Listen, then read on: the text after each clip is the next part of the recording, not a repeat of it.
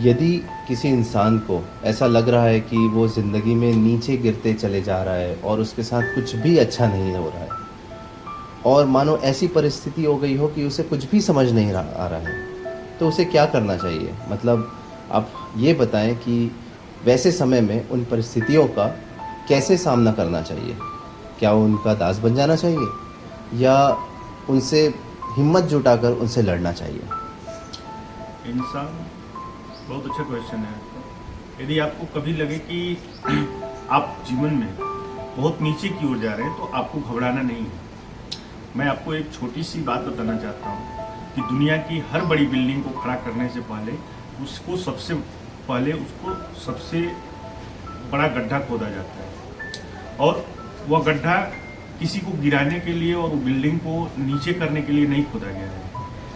वो उसकी बिल्डिंग की नींव को मजबूत करने के लिए खोदा गया है।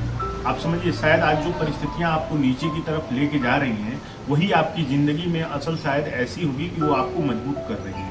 इसलिए वो बिल्डिंग का जो गड्ढा खोदा गया है वो आपको नीचे गिराने के लिए नहीं खोदा गया है, बिल्डिंग को नीचे करने के लिए नहीं खोदा गया है, चाहे आपके लिए नहीं खोदा गया है। याद रखिए, रियल इस्टेट में एक हमारे बहुत ही अच्छे मित्र हैं, जितनी वो कहते थे कि महाराज, जितनी बड़ी नींव होगी, जितनी गड्ढी होगी, समझिए उस उतनी ही वो इमारत ऊंची की तरफ जाएगी।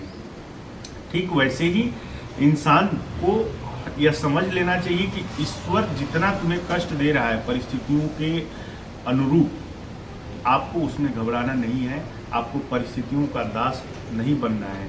यदि आप जिंदगी में हार गए परिस्थितियों से तो आप उनका गुलाम बन गए।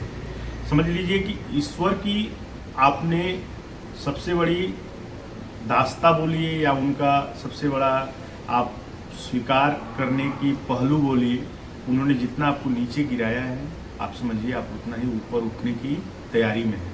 लेकिन जो इंसान हालातों से लड़ने का फैसला लेता है ना, उसे परिस्थितियां कभी दास नहीं बना सकती। यदि आप उसके दास बन गए तो आप समझिए आप अपने जीवन काल में हार गए।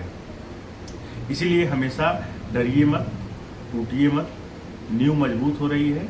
आप हमेशा इस चीज़ का ध्यान रखिए कि खड़े होने का वक्त आ गया है, बस थोड़ा सा दूर है। इसलिए आप हमेशा उस परिस्थितियों का दास मत बनिए।